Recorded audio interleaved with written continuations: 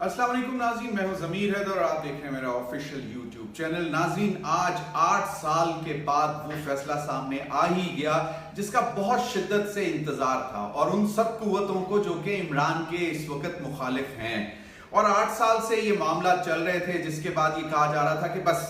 Foreign funding या ममनुआ funding का फैसला आएगा तो इमरान खान साहब को पता जाएगा लग, और इमरान खान साहब अपना पूरा जोर और जो गुस्सा है वो निकाल रहे हैं इलेक्शन कमीशन ऑफ पाकिस्तान के खिलाफ। इलेक्शन कमिश्नर जो है, chief election commissioner Sikandar Sultan Raja साहब के खिलाफ कि जनाब ये तो बदउन्मान है, ये जो है वो इंसाफ नहीं करता, और ये तवक्को की जा रही थी कि जो फैसला आएगा वो तबाही मचा देगा और पाकिस्तान तहरीक इंसाफ चंद घंटों की मेहमान रह जाएगी, और उसके बाद रेफरेंस चला जाएगा सुप्रीम कोर्ट में और पार्टी भी बैन हो जाएगी, पार्टी लीडरशिप भी बैन हो जाएगी, इनका जो सिंबल है वो भी वापस ले लिया जाएगा। तो अब देखना यह है कि फैसला आया क्या। नाज़रीन, फैसले में ये निकाला गया है कि जनाब पाकिस्तान तहरीक इंसाफ को ममनुआ ज़राए से फंडिंग की गई है। अब पहले तो फॉरेन फंडिंग का मामला था, अब वाज़े तौर पर कहा जा रहा है कि ममनुआ ज़राए से फंडिंग की गई है। ममनुआ ज़राए भी बड़े दिलचस्प हैं, जिनमें 34 फॉरेन नेशनल्स डिक्लेयर किए गए हैं, यानी कि नॉन पाकिस्तानी। उनमें से 3-4 तो अभी भी सोशल मीडिया पर आ चुके हुए हैं, और ईसीपी के इस फैसले का मजाक उड़ाया जा रहा है। और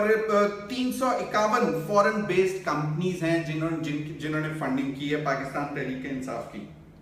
अब शो कॉज नोटिस तो इशू हो गया है पाकिस्तान तहरीक इंसाफ को, और उनसे पूछा जा रहा है कि आपकी ये जो ममनुआ फंडिंग थी, जो ममनुआ ज़राए से जो आपने फंडिंग ली है, इसको क्यों ना हम जब्त करें। अब वो शो कॉज का जवाब देंगे, लेकिन इसके साथ साथ वजारत दाखिला राना सनाउल्लाह साहब की जो ज़ेरे निगरानी वजारत है, वो उन्होंने काम शुरू कर दिया है ECL पे नाम डालने के लिए, और बाकायदा एक समरी तैयार कर ली गई है, और जिसमें इमरान खान और दीगर PTI के रहनुमाओं के नाम डाले जाएंगे कि जी इनको मुल्क से बाहर जाने की इजाजत ना दी जाए। हमारी कुछ PTI के लोगों से बात हो रही थी, उन्होंने कहा कि इमरान खान साहब का तो सवाल ही पैदा नहीं होता, जो पिछले कितने ही सालों से अपने बच्चों को बाहर मिलने नहीं गया, वो किस लिए भागेगा, और ये पैसा तो पाकिस्तान में आया है, कौन सा पाकिस्तान से ये बाहर गया है, या लॉन्डर हुआ है, या मनी लॉन्ड्रिंग की गई है इसकी। और फिर ब्राज ग्रुप के आरिफ नकवी की भी बात की गई, और आरिफ नकवी के हवाले से फिर वो तो वाज़े तौर पर आ गया मामला के जनाब किस तरह के इलेक्ट्रिक की डील में जो है वो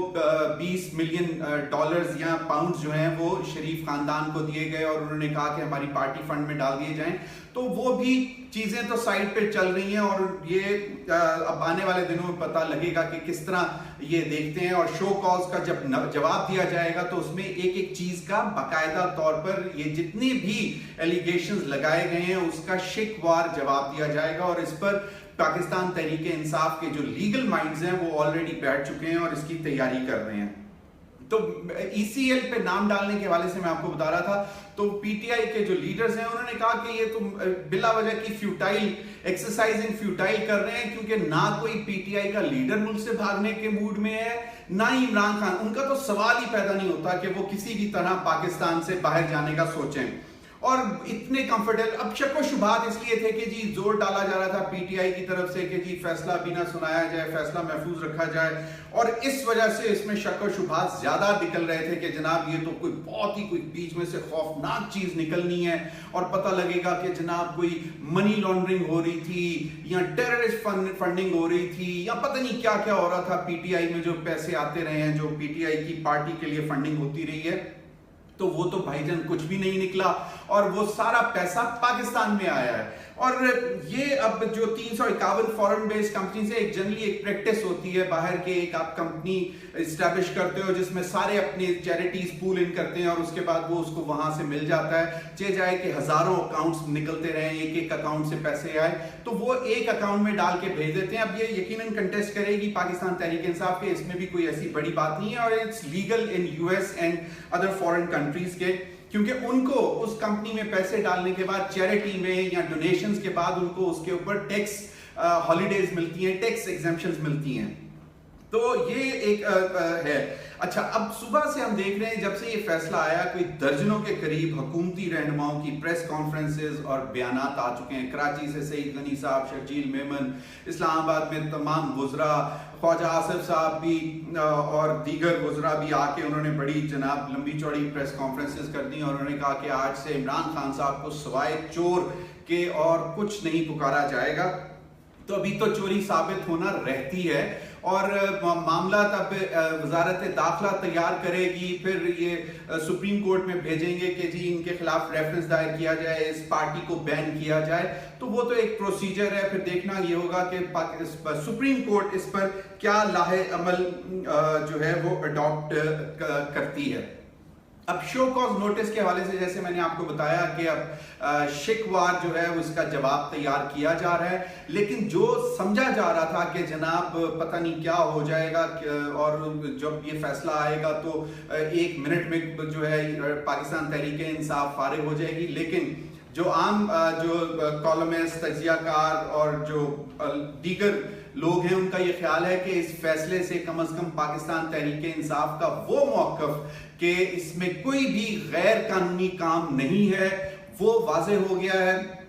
اور یہ آئندہ وہ کنٹیسٹ بھی کریں گے, شو کاز کے جواب میں بھی دیں گے. اب بات کہانی رہ جاتی ہے جناب پاکستان پیپلز پارٹی کی فنڈنگ کی, پھر رہ جاتی ہے پاکستان مسلم لیگ نون کی فنڈنگ کی, اور پھر رہ جاتی ہے JUI فے کی, مولانا فضل الرحمان صاحب کی پارٹی کی فنڈنگ کی. کیونکہ اس کے حوالے سے اب پاکستان تحریک انصاف اپنا پورا زور لگائے گی الیکشن کمیشن آف پاکستان کے اوپر اور دیگر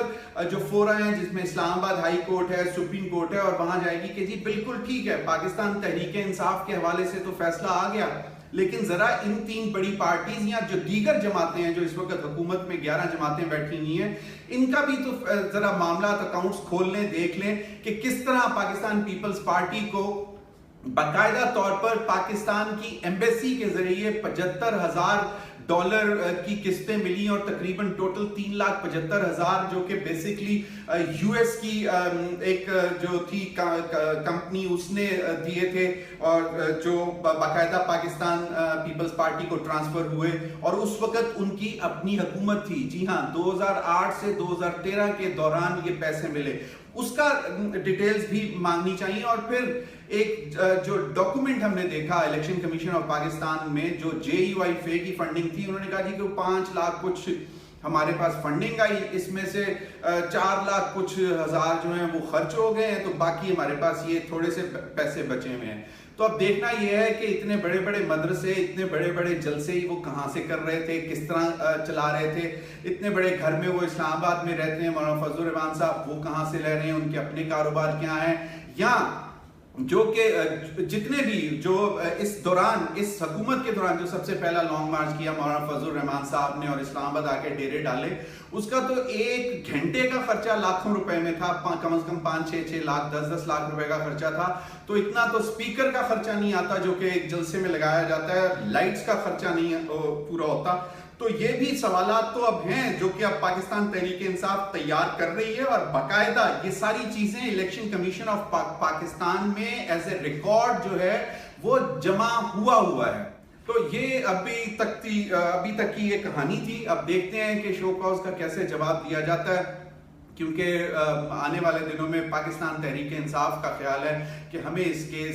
فیصلے سے کوئی فرق نہیں پڑے گا, اور شاید پاکستان تحریک انصاف جو ہے وہ زیادہ مضبوط ہو کر سامنے آئے گی. ابھی تک کے لیے اتنا ہی. Thank you.